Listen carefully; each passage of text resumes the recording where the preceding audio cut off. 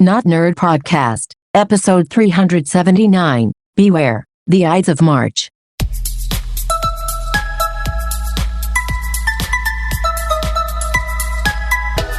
Welcome to the Not Nerd Podcast. I'm Nate Ethan. We're here to help you tech better. Here with me, as always, Mr. Dave Baylor. Well, hello there, sir. Time for a local weather update. Yes. We're recording in the morning this time. It's bright and sunny, and I can see you quite well. Yes, I am well lit in the daytime and heavily caffeinated. So hopefully they'll come through. And unlike Chris Kent's comment a couple weeks ago that we sound like NPR.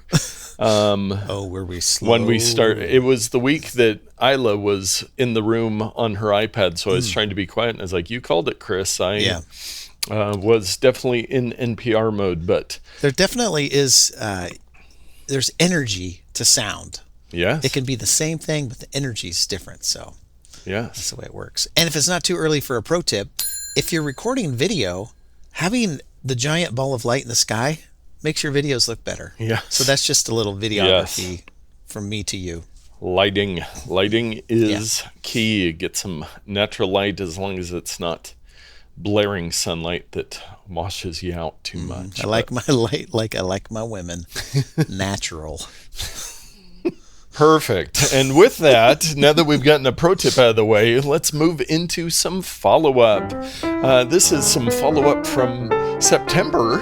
Apple reveals the new yellow iPhone 14 and iPhone 14 Plus. I never knew I needed this, but I don't need this. It's a very Easter color. Yes, so maybe, it is. Maybe the rich people will be like, well, I got a new handbag for Easter. I'm going to wear it to church, and I need a phone to go along with it. So they'll just buy the yellow phone and be done. Yes, nothing else is different. I have seen a couple people comment of why they usually do this. I guess late winter color is when they're releasing it, is so that they can keep using the new name. Samsung released their new phones a couple weeks ago, and so then Apple can kind of come in and still use on their homepage the new yellow iPhone 14, just so they get to have that new phrase on there. But it's accurate. It is different, but it's just an anodization trick. They've done this in years past, but I remember the past couple times being like they did the product red late in the season, and maybe there's a green one or something? Yeah, I think last year was a green one. Mm-hmm. And again, 98% of people use cases on their phones anyway. So if you wanted a yellow phone, you would just buy a yellow case. But I will report. Yeah, how's the caseless journey going? Caseless journey is going well. I have not dropped my phone. I wish everyone could say that. Yes. I have dropped your phone, as we've discussed in the past. Still very, very sorry about that. Oh, no. It's you're welcome to drop my phone, although it is in a case and has a hardened tempered glass front protector. Yes. And when people tell me, how does your phone look so nice? I say, it's in a case and I don't drop it. Now I drop other people's phones, but I don't drop my phone. Yes. That's the trick. Water under the bridge, literally, because we were on a bridge and it did not go into the water. So and just a little behind the scenes, we teased back, I think it was October, when we were doing that video project that we were going to be releasing it. Well, the company that we did it for a contest that the company was supposed to put on. Well, they have delayed that contest many times. So hopefully at some point they're very non-responsive on when the contest is actually going to happen, but we've kind of been saving that video and not sharing it with you yet because we were hoping to have you go watch it for the contest and vote there. So hopefully someday they'll get their act together. And the main prize for the contest was an iPhone 14, so hopefully they do the contest before the iPhone 15 comes out. Yeah, and I got a little pit in my stomach as you were describing that, because I thought you were going to say, and the company has gone bankrupt and is closed down.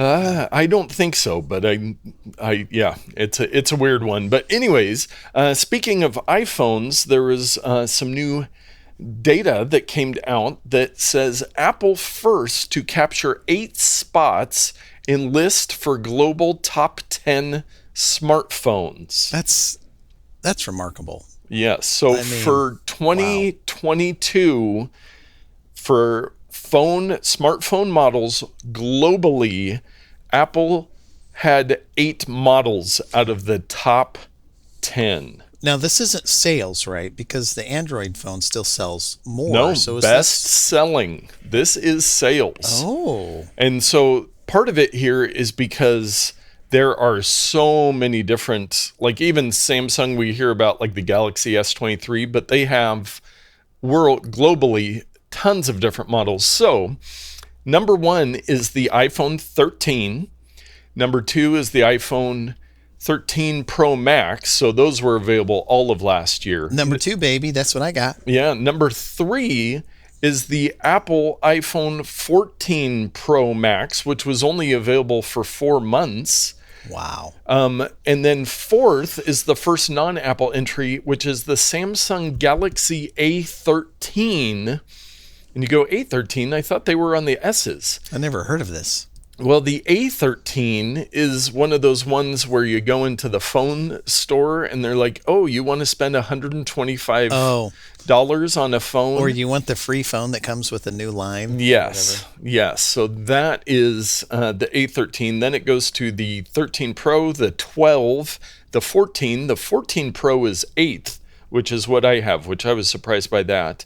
The SE 2022, and then the Samsung Galaxy A03 is number 10. So, but it's still, even the number 1, the iPhone 13, this gives you some great perspective on this, has 5% of the share. Wow. So there are, and the number 10 one has 1.1% of the share. So that means they're, let's see, 5. How quick can Nate do math? 5, 10. I was going to say yada, yada, yada, math. 16. Results.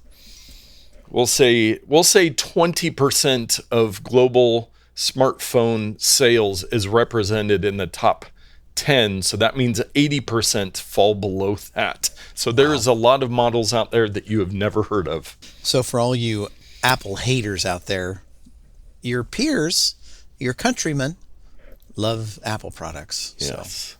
Yes. There you go. So and I'm going to quickly look up the Galaxy A03.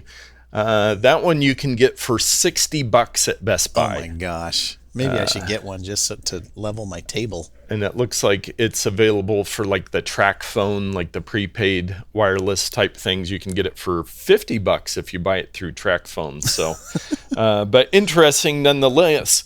But we do have some other another Apple announcement this week. What is this? The accidental Apple show? Yes. I did not put a link in, but they do have some new watch bands, some new colors of watch bands, a new $600 Hermes band. But Apple launches its new classical music streaming app. Yes, and guess what I did last night? Pre-ordered it. Pre-order. Yes. So I was going to show you on my phone, but I don't know how to do that. So anyway, it's pre-ordered. So when it comes out, and I noticed this, this is just a complete side. I'm not going to call it a sidestep because I don't want to put in the sounder, but this is an aside.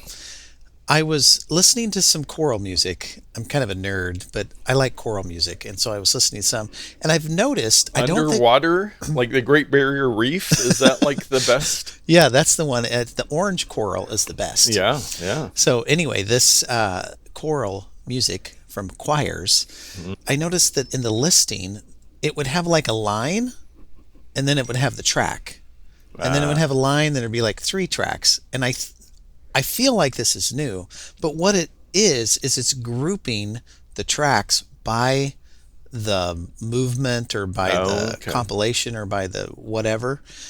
But even if there was one song, it would have this header line and then it would have the song. So it was really confusing me. I'm like, there's like 45 songs on this album? But no, this is from this movement. And so I think they've begun to implement all of these classical tropes of the way they rearrange music. It's in Apple Music proper, but I'm assuming that it's going to be moved over to this new classical app. Anyway, I just noticed it was weird to me. Yes, and it was actually interesting. I think maybe it was on rumors of this just last Tuesday on the Mac Break Weekly podcast, Andy Anako, one of the hosts, is a huge classical music fan, and him and Leo Laporte were discussing how bad classical music is in Apple Music and how they needed a standalone app. And I think Apple purchased a classic Prime Phonic was the classical app that they acquired. So now they're rolling it out, and classical music fans are rejoicing. Yes, I'm guessing. And I'm looking forward to my choral music being more better organized to use great English. Yes. Well, Apple announced that, but Spotify had a press conference, and I think we were just talking last week about preferences. We've talked about it often between the different music services, but Spotify has a brand new design, and the Verge headline says Spotify's new design is part TikTok, part Instagram, and part YouTube, which is just what I want in a music service. So I clicked on this article last night. You were so kind to share the show notes, and I immediately turned it off. I said, I don't care. I'm just going to listen to Nate talk about this, because this is one of my biggest pet peeves with technology companies, is that they keep integrating other services' ideas into their service. And I'm like, wait a minute, Instagram, you were for sharing quick photos with your friends and family. Now you're like, got video and reels and all this whatever going on. And one of the reasons I dropped Spotify, and I was actually speaking about this to my daughter last night, was all the stupid podcast crap they kept putting in there. And I said, if they would merely put a switch in there to turn all this stuff off, I might go back to Spotify. But this does not encourage me to go back to Spotify. Yeah. Yes. So did you want YouTube videos in your Spotify music list? Or? Yeah, I have Spotify for DJing stuff because a lot of people use it. And like for a wedding, they'll send me a playlist via Spotify, which I don't know that I need to pay for it anymore because my software uses the title service, and I could probably get the links publicly. And the only reason I ever open the Spotify app is if I see somewhere else that Joe Rogan had a guest on that I would be curious in listening to, I'll go in there and find it and listen. But so you used to be a regular Joe Rogan listener, right? For a short time I was a regular listener. The problem is, and we were talking about this he puts out like 3-hour podcasts a week. How do you consume all that? And he does UFC stuff, which I don't really care about. So I will usually wait till I see a tweet or something about, so-and-so was on Joe Rogan. I'm like, that'd be interesting to hear. Because Joe Rogan does have a way of just getting a different perspective from his guests. Well, I thought maybe you had I did subscribe in my podcast app. It is a pain. It is a pain. I just want it in my podcast app.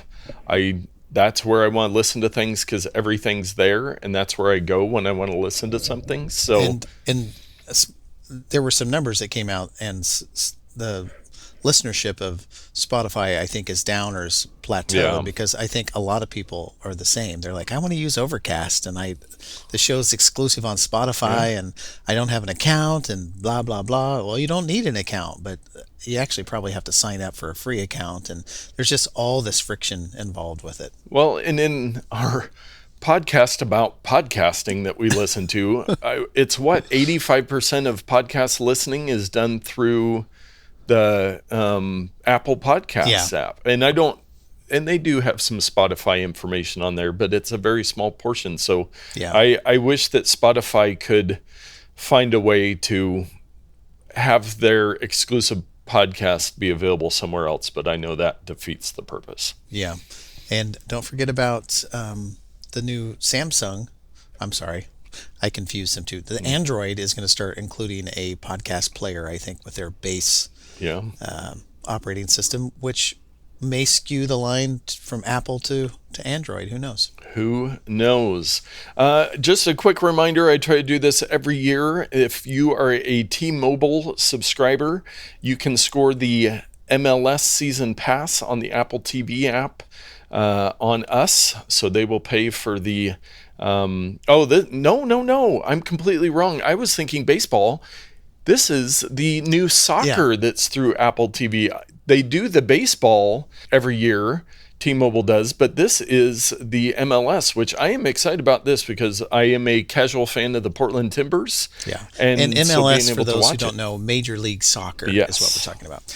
A couple weeks ago when I saw this on my little Get Thanked app or whatever, I signed up for it, and guess how many Major League Soccer games I've watched? 0. I don't think I even know how to turn it on. But I've got it. Yeah, so I'm looking quickly on the Apple website to see what the cost would be. How do I just want to see the price. No, but I've got to sign into my Apple account. Let me see. And if you're already signed up for it, it probably won't show you the price anyway. That is a big kind of $9.99 a month. No, that's not. I'm looking at the $14.99 a month. So hey, that's a huge benefit if you're a soccer fan and you need cell phone service. That with T-Mobile you could save yourself $15 a month by using this. So I will definitely be doing that, and I'm guessing T-Mobile will have the MLB baseball, which besides Mike Peterson, friend of the show, I don't know anybody that watches baseball, so that's for him. For the one American MLS fan out there is screaming, there are dozens of us out here. Yes. Now worldwide that's different, but in the US. Yes, indeed. So it does look like they have the MLB.TV. It's a $150 value through T-Mobile. So if you're a baseball and soccer fan, if you're not using T-Mobile, I don't know what you're doing. So Nate, maybe you and I should make a pact. We'll start watching soccer so we can have some sports ball stuff to talk about. Oh, there we go. You pick a team, which the Portland one probably. I'll pick some obscure one, and then we can kind of be rivals. Does Kansas have any Major League Soccer games? I believe they do. Teams? I believe they do. Kansas. We should look that up now. If there's only a reason. For all of those people out there wishing that we'd get back to technology. Yes. Sporting Kansas City you're gonna have to wait. The Kansas City MLS team. So. Sporting KC. Come on. That's not real. That is real. And did they let some 4-year-old pick that? I don't know, but yes. And if you are a MLS fan, the preseason is in effect, so get to watching your football. Okay, back to technology. Grammarly, previous pick of the week, and one of my most useful productivity tools on both my computer and my smartphone. They are going to be adding, wait for it, Chat GPT-like AI to create text in your writing style, outlines, and more. Now, we're talking about Chat GPT. I'm guessing you haven't used it yet. I've played around with it some. I have not used it to be productive.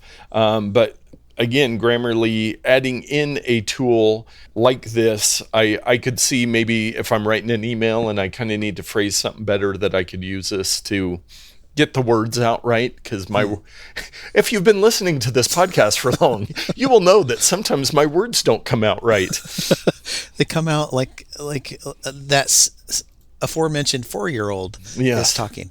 You may not know this, but this entire podcast is me typing into ChatGPT and running it through a voice thing. Yes. So this isn't even my voice, and I'm actually playing Fortnite right now. You don't even know. You can't even tell. It's all automated.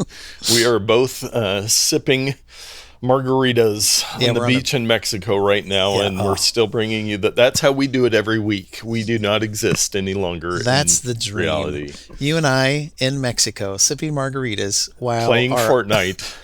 While our automated podcast goes out to tens of listeners worldwide every week. Yes. Nice.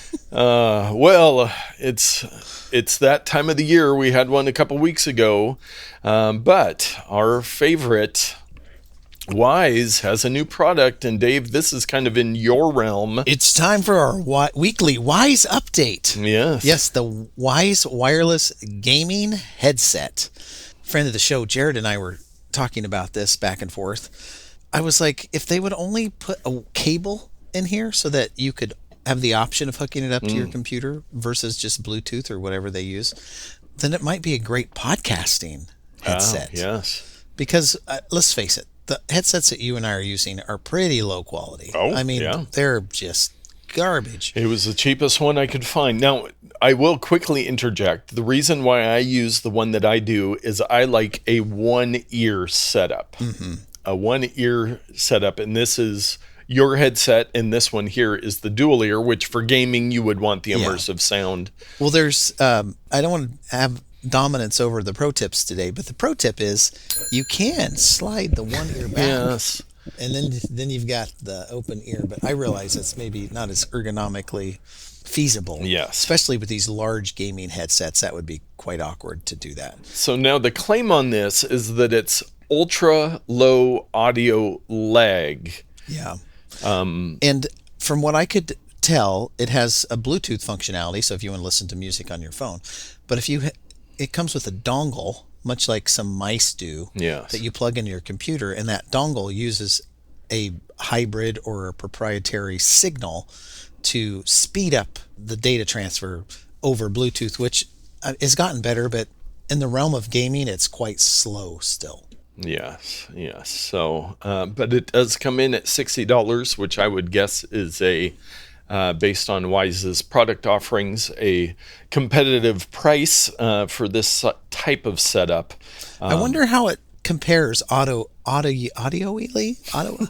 I wonder how it sounds compared to other headphones of its class. Like, it's not going to be like Apple Max headphones. Yeah. But would it sound better than the cheap ones I bought on Amazon? If so, it might be worth picking up. Yeah, so it does have multi-source connection via Bluetooth 5.2 and the 2.4 gigahertz wireless dongle. So if you are interested, go check that out. If you get one, let us know, and we'd love to hear, because I probably will not be purchasing this. Yeah, I kind of feel like I've got my fill of headphones at the moment. Yes, I as well. I might have to do a giveaway of headphones soon, because my garage, well, yes. Let's not talk about things that raise your blood pressure needs. Yes. Well, something that always lowers my blood pressure, Dave's pro tip of the week. Except I quit. No. No. There goes the blood pressure again. Yeah. How are you going to replace me? I am 100% irreplaceable. Isla, here, come put on this microphone. It's go time. You could just give the microphone to a stuffed animal. The guinea pig. Yeah, the guinea pig. This week, I thought I would focus on something that kind of raises my blood pressure. Yes. You know, there are scenarios now where you have Wi-Fi at your house. I come in with my iOS device and I click on, what is it? Strategery. I was going to make up some like prepper name or something. So Strategery, I click on it, and on your phone, it'll pop up a little card that says, hey, some crazy dude's trying to log into your thing. Do you want to share the password? And you click, yes, I share it. Well, in the good old days, good and bad, it's always a two-sided of the coin thing. iOS did not allow you to see what the password was. Yes. You log in, if you type it in manually, or if you do it through this automatic connection thing, or if you're like me and at work, you have a token that's on a managed software that automatically enters it into your computer or your smartphone. You didn't have the ability to look at said password. It just, you enter it once and then it's gone. How do I find it? Well, it's not there. I believe, was it iOS 15 perhaps, or maybe it was 16? I think Apple it was 15. changed. Or 16, it was 16. Yeah, they changed their policy now. When you go in, you can see the password. And so I'm going to show that to you today. But again, I'm not a big fan, because if you share your home password with me because I'm a guest in your home, I can go in later and look in my phone and see what that password is, so your secrets are not safe, which is an odd choice. Yeah. Before I get into this, what I would have done is, if someone would have shared the password via device sharing, I think they should put a little flag in there to make it obfuscated so that you can't see it. Yes. From the IT perspective, in our lines of work, it becomes a concern when you're trying to have a secure Wi-Fi network for a company, right? And then somebody has it and they can just go look at it. Now, on Windows, you've been able to do this for a long time. And you can do it on a Mac as well. Yes, yeah. But the iOS, it was kind of locked down. But this is like my biggest fear at work is some staff member shares, they get the little, hey, you want to share this password with like their kid's phone or something like that. And then the kid goes and looks and sees the password and publishes it on 4chan or whatever. We have discussed in conversations that nobody listening to the podcast wants to hear. There are, on the spectrum of security and convenience, there are ways where you can lock a network to certain devices. It just takes a lot of work, and you can do things there. But Dave, back to the side of the spectrum that is purely convenience. Get back to your pro tip, please. Yes. So if you, after all this vamp, want to know how to see your password on your phone or iPad, you simply go to the settings, you click on the Wi-Fi, and mine is currently connected to Skynet. And we know from the Terminator movies that nothing can ever go wrong. Nothing can go wrong with Skynet. You will see the classic aficionado logo, the info button, the circle with the eye in it. You click it, and then my screen says, forget this network, which, no, I don't want to. Auto join is turned on so that my phone automatically connects. But right below there is a password, and you'll see that there's a bunch of dots, and you're like, Dave, you've lied to me. I can't see that. Well, if you tap on it, it will either use your Face ID, your Touch ID, or your digits PIN code, and it will unlock it. And my password is, psych, I'm not going to say it over the air in case somebody drives by my house and wants to log in, but let's just say it's not that secure. Yes. But before, you couldn't do this. You could tap on those dots till your heart's content, and it would just say, nuh-uh. Now you can see it. So what are some scenarios, Nate, where you think this is helpful? Like, why did they make this change? I think, like, let's say you have your computer, but your phone's joined to the Wi-Fi, and you need to join your computer, so you want to be able to look at it. If somebody has an Android phone, so the automatic sharing doesn't work, you could go in there and look. Let's say if I was away from home traveling, and my wife's like, I bought a new iPhone without you, and I need to get it on the Wi-Fi. I could quickly look at it. So for me in the IT world, it is kind of nice because I have access to that stuff, but there's also the concern that everybody else does too. Keep listening. For those of you at my work, I may go to a managed thing where you have to give me the MAC address of your device that I can add to our system, or else it won't connect. So, and then they'll get into MAC address spoofing, and man, we could get really nerdy with this conversation. So. I'll tell you what, if they get into MAC address spoofing to put their kid on the network, then bravo. Yes, good work on you. You will replace Dave on the podcast. Yes, you can have my job. Yes. Well, let us move on to the takes of the week. And I will say, at the end of our takes often I'm kind of bummed out. So I tried to pick some more positive stuff this week, a little more lighthearted towards the end of our takes. But the first one, Facebook Messenger app is finally coming back to the Facebook app. So if you'll remember, and I couldn't believe this, Facebook and Messenger first split in 2014. Wow. So 9 years ago, and then they kind of forced you on your mobile devices to use both apps. Well, it sounds like they're rolling it back into the Facebook app, which I like that. It makes life easier because I'll go to the Messenger app, and Chelsea sent me a link, and it'll click me over to Facebook to watch the video, and then I have to switch back over to Messenger to respond to her. Now, on the computer, it's all pretty well integrated, but... Or you may have late 70s aged parents or friends who often mistake Messenger for the text messaging app on their phone. Oh, yes. And they're like, I sent you a text, and it's like, no, you didn't. Because in their mind, it's not Facebook. It's a separate thing. And so I think it should have never changed. Yeah. I hate having the separate app. Now it's going to be much simpler for the friend that I'm referring to, where they can just be in Facebook. They can switch over to the Messenger, send the message. They're still in Facebook. Yeah. Because there's been conversations. It's like, okay, where am I right now? You're in Messenger. and I want to send something to a friend. How do I do that? Well, is your friend, like, have you linked up with them? Or do you just know their name? Because then you have to go to Facebook to add them. Yes, and it was a lot of overhead that I wasn't prepared for. And they do say in the article that Facebook's making the change to better compete with TikTok, of course, because in TikTok, all the messaging and everything's built in. So they're realizing, hey, we should have never done this. TikTok is killing us. I wish that in 2014, they would have called me and said, Dave, should we decouple our Messenger app from our main app? And I would have said, no. No. But they didn't. Then they would have paid me $1 million for consulting fees. Yes. Our next take, Outlook, Microsoft Outlook for the Mac is now free for all to use. So previously you had to have a Microsoft Office subscription to be able to use the Outlook software on your Mac. You could always use the web browser for free anywhere or on your phone. But now they're making it free on the Mac. How the turns have tabled. I remember way back when, in the classic Mac OS 9 days, yes, they're like, oh, you can have Microsoft products on this platform that they were first on. Well, I want to do Outlook. Oh, sorry, we have Entourage. But it's okay.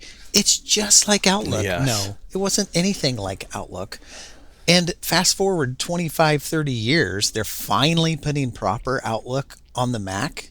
Like, what have you been doing with your time? Well, and they have had it. They're just making it free now. So I do have Outlook on my Mac that I use for a couple client accounts that I have. I don't go in there very often. Of course, there's the built-in Apple Mail app that many people use, but I am a firm believer in the Gmail web interface. That is what I use for 99% of all my emailing. And part of it is I am just very comfortable with that. But I also work with enough people that I know there's a lot of people that are just comfortable with Outlook. That's what they want to use. It's what they've used for 20 years. And even though they keep changing things in Outlook, and then they call me and say, everything moved around. How do I make it look like it was? I don't know how to email anymore.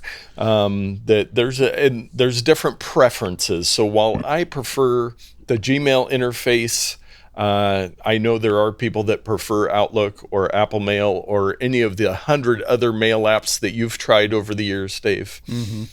My big problem with using the Gmail interface is I used to have like 3 main accounts. And so I would use spaces on my Mac, and I would have this screen and this screen and this screen, and I'd switch between them, or I'd use tabs and switch between them. Let me, at the risk of taking more time on the show than we need, I'm going to quickly count the number of email accounts that I manage, which kind of requires me to use an aggregation type app. I'm just going to do a cursory count here. I counted 27 accounts that I need to periodically monitor. And it just isn't feasible to just go into Gmail. Now, I would say almost all but a couple are Gmail accounts. So I could use the web interface, and I've tried hybrid ones where it's the Gmail interface, but you can see other accounts. It's like it uses like a pseudo web browser type app, Proton or whatever it is. And I just gave up on them, and I do it this way. But yes, I would echo the classic Gmail interface. It's gotten so good. And it's amazing. Not for the faint of heart, and I won't go into details. You can contact me if you're interested. I actually, in my main Gmail account, nateheath@gmail.com, you can email me anytime. You're going to give it out to the world. Yes. I have at least 10 different email accounts that all come into my Gmail account, my one interface, and then I can send from those accounts, which, again... You're playing with fire. I am playing with fire, but again, that's my workflow, and it's definitely not for everyone. Yeah, that is certainly one way to do it. Yes. This next one, Amazon Ads is bigger than the entire global newspaper industry at $40 billion with a B dollars last year. You may be asking yourself, where does Amazon have ads? Well, on their website. Yes. The sponsored stuff, Amazon's picks. You ever seen those? It's like Amazon's cassette tape one star, one review, and it's the Amazon pick. It's because somebody paid them a lot of money to put that there. Yeah, so $40 billion, and it's definitely their most profitable area. And people are, my brother does some work with Amazon ads where he works, and it's a big thing being able to get your products, because I don't know if anybody's ever noticed, but there's a lot of products on Amazon, and being able to get those first spots is very valuable. Yeah. There are some concerns with that because, like you're saying, if it's not the best product, or it's, it can be confusing to people. But for Amazon, it's helping out their bank account. It's more than their AWS server business. Huh? Yes. Wow. And Dave, I read through this article to make sure it wasn't you, but from our local KGW Channel 8 NBC affiliate in Portland, in Central Oregon, an Oregon man stranded in remote snow-covered road uses drone to signal for help. Yeah, this is brilliant. The guy couldn't get cell signal, needed help. Hey, I got a drone in my truck or whatever. As we all do. Yeah. Your emergency drone that you keep next to your Fix-A-Flat. You have it next to your trunk monkey. Yeah. Maybe you can train the monkey to fly your drone. Anyway, he gets said drone. Luckily, it worked because you get those batteries so cold, they just don't work very well. Yeah. But he tethers his phone. He sends a text message, tether his phone to the drone, flies it up to an altitude where he can reach cell signal, and the text message sends out. Rescuers come and Bob's your uncle. And wasn't there a side story that someone else was rescued at the same time? I think so, yes. It's just because he was in a similar area and couldn't get help. Yeah. The rescuers came across this other fellow as well. So yes. Now, I will say with the new iPhones like mine with the SOS emergency service, you gotta that brag this about probably wouldn't be an issue, but very smart thinking on this man's part to get this taken care of. Well, you have to ask yourself, what's more convenient? A newer phone that can connect to a satellite for emergency services, or spend that money on a drone and carry it around with you all the time? There you go, and make sure you keep it charged. Yeah. Yes. And speaking of phones and being saved, this time a phone was saved as this video, which I would love to know more about the story. It's just a tweet on Twitter, as tweets usually are. Yeah. But it is a beluga whale picks up a girl's phone from the bottom of the ocean. Yeah, I saw this video, and it's amazing. It's whoever's filming is looking down into the water, and you see this white blob kind of coming up through the water, and it's a beluga whale, which are very cute and very docile and fun, with a cell phone in its mouth. And the girl reaches down and grabs it out of the thing and then pets it a little bit, and it seems joyed to have helped this lady out. Yes. Not knowing what this object was. Maybe it thought they were playing fetch with it or something. Yes. Well, those last two stories, much better than our typical security and privacy stories, which I decided to skip over this week. But we do have a bonus odd take, and I don't know if we've talked about the main site before, but I love this. The Museum of Failure virtual tour, and then when you click on the link, it says, the Museum of Failure's virtual tour is currently unavailable, which I believe is a tongue-in-cheek. Yeah. It's the Museum of Failure, so of course there's a failure. But there's a link right below it. Yes, to go to the actual Museum of Failure. And I don't know if we've talked about this specific one. It looks to be a traveling pop-up museum where they cover some of the huge product failures over the years, we have discussed in other forms. I had not seen this before, but it's pretty cool. And I'm gonna take issue with the first item on their list, the DeLorean, 1989 to 1990. There are still fans of the DeLorean who find them and make them into the Back to the Future car. But yes, as an automotive failure, as a enterprise venture, it didn't go so well. But there's some fun ones on there, that the fat-free Pringles. Do you remember Oh, this? Lestra. Yeah, this new fat-free oil or whatever that gave everybody diarrhea. Yes. And as we know, fat is not the enemy. So they just did this because of a trend. So Indeed. But yes, the Museum of Failure, they've got some information there. And maybe someday, if it has not already, it'll come to Portland. It's going to be in Brooklyn, opening March 17th. If you're in the area, you can purchase a ticket to visit the Museum of Failure, which would be fun to see some of that stuff in person. This is embarrassing. Apparently, my mom sent them my picture to post on this.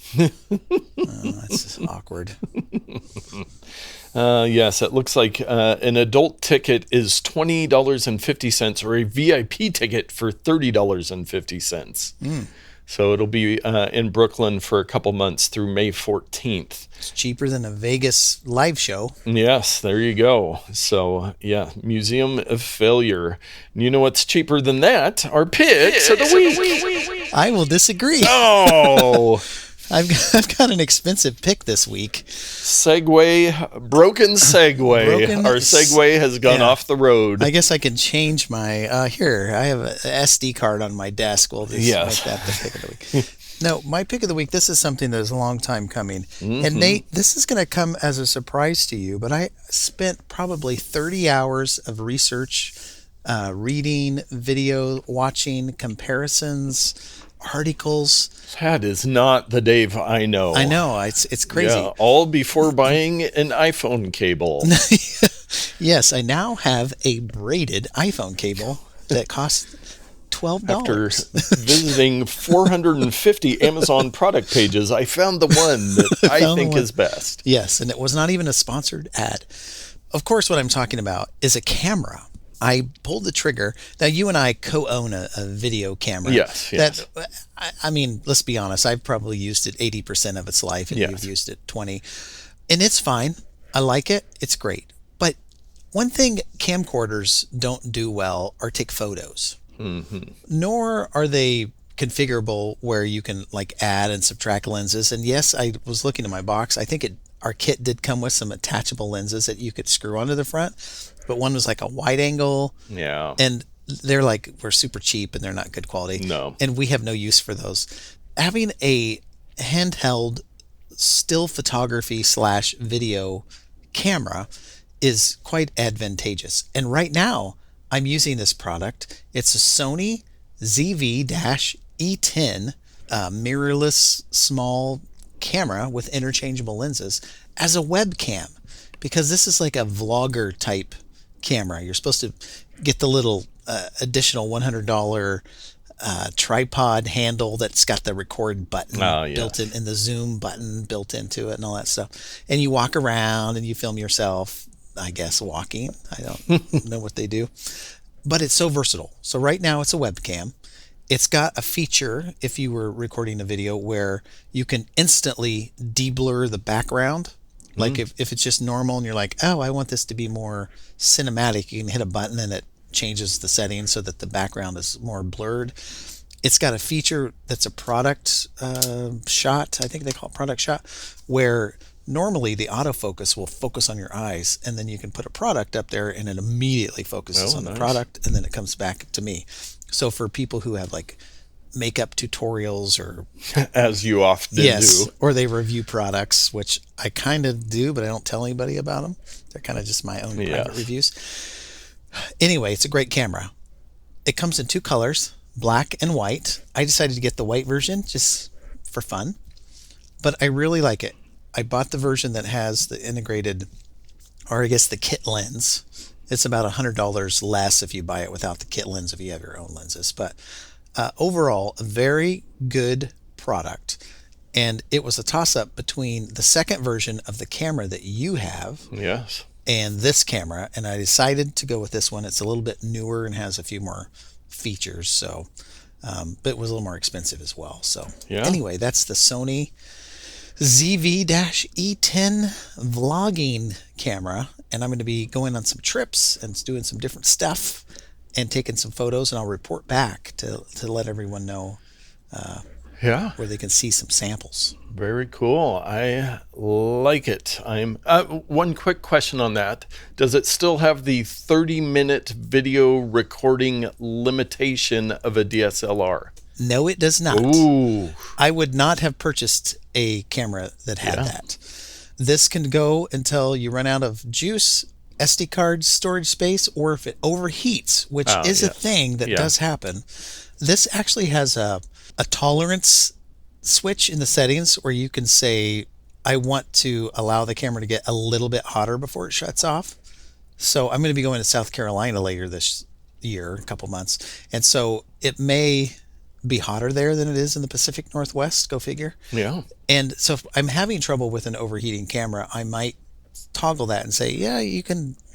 I think it's at the risk of permanently damaging your camera if you just did it all the time. Yeah. But at least if you're doing a long form recording, it won't just shut off after 15 minutes because it's hot. But I do a lot of theatrical recordings, and so I wanted one that it could at least record like an hour without shutting off. Very nice. Very nice. Well, speaking of overheating, my pick of the week. First, I have to give kudos to myself. Okay. It is only a mere 2.5 months after Christmas. Yeah. And just the other night, I finally used one of my Christmas gifts from my dear wife. I cook a lot of meat. Okay. I enjoy eating a lot of meat. And but usually it's, quick frying pan type stuff, not, bacon in the frying pan. But sometimes when you're cooking, like say chicken is particularly important to have the correct temperature. So my dear wife of the year, 2022. She got you a pen? Yeah, she got me a nice pen. Now, what is that? This is the... You need that fancy product focus thing. Yeah, there we go. The meter. Oh, you spelled it wrong in the I show did. notes. I left it that way to kind of throw you off. Okay. But the MEATER, now they advertise on a lot of podcasts and stuff.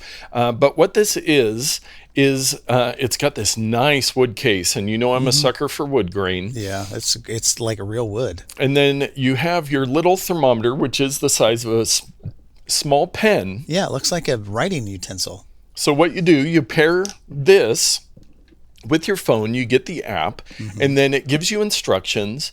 You insert this into the meat, and I was cooking some chicken breasts. Okay. And so I put them in the oven. I put this in. I opened the app. I told it what I was cooking, and it said, okay, gave me the temperature reading, and then it calculates how long it's going to take to cook. It gives you a range of temperatures. It says for a chicken breast, you probably want it at this temperature. This is what we recommend. If you want it juicier, if you want it drier, it gives you this range. Who wants dry chicken? I don't know.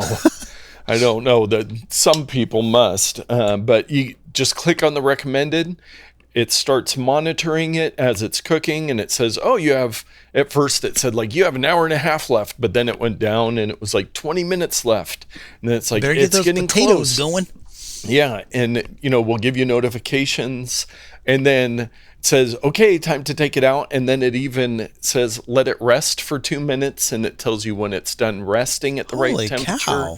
All through the app. So the communication with your phone happens through the wood block, so you just put this next to your stove or your barbecue, and then this communicates with the thermometer. That seems like communicating with your phone with extra steps. Yes, but for whatever reason, and this is the Meter Plus, and so I've used it once, but I have friends that have had them. On podcasts, people say, it's really great, and it's like, man, I'd really like to. It would be a lot more efficient for me, and I love efficiency, to cook larger pieces of meat, but I'm always like, how do you ever know when it's done? Right. A thermometer. Yes. And I have tried some other ones, but this is the nerd thermometer. So that's really cool. I'm fascinated with thermometers that you can leave in an oven or in a grill. Yes. And it's like, how do they not get burned or damaged? And I will tell you, so there's an ambient temperature thermometer, so it'll tell you what temperature it is in the oven or the barbecue.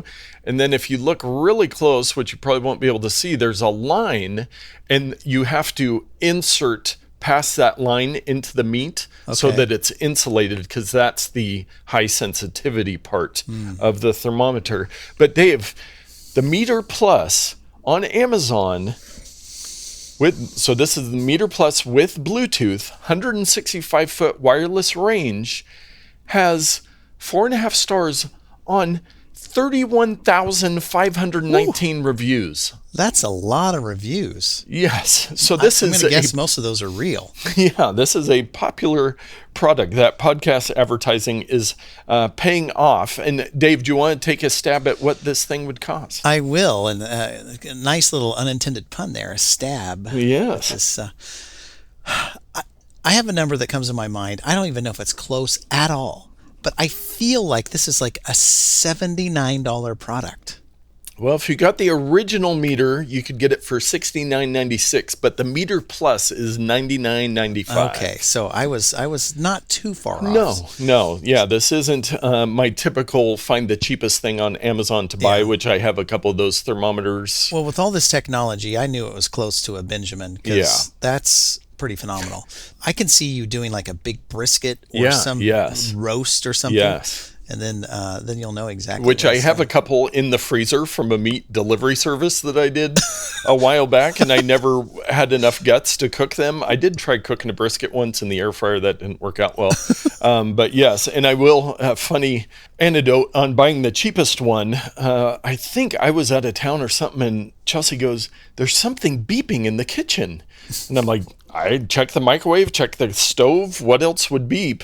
And eventually she was able to track it down. Like in back of a cupboard, there was an old like cheapo Bluetooth with wired thermometer I had, and the battery had run low, so it was beeping. But I think I don't know if I ever even use this one, but this one with the wireless is really convenient. Yeah, that you have the ability to just set it and forget it. Yes, indeed. Very, very cool. Yes. And if you want to get either of these picks, a little more expensive from both of us this week, but they're both great products, you can head over to notpicks.com. We're still giving away that selfie stick tripod. If you're doing any Amazon shopping, please go to notpicks.com, click the Amazon link for those affiliate fees. We're trying to get on Amazon's radar for the affiliate fees, and you can find some great picks over there. Yeah, and I'm trying not to use it as to not alert the Amazon people. So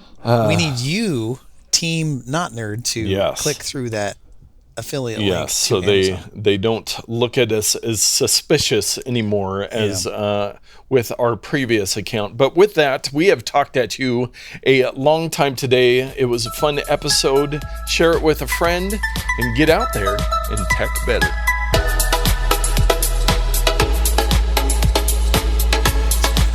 But we're recording everywhere, so yes, we should. Good to go. This is KDAVE Radio, and we're here to start our show. Please continue, Mr. Nate. Oh, we should stop recording. Oh, okay.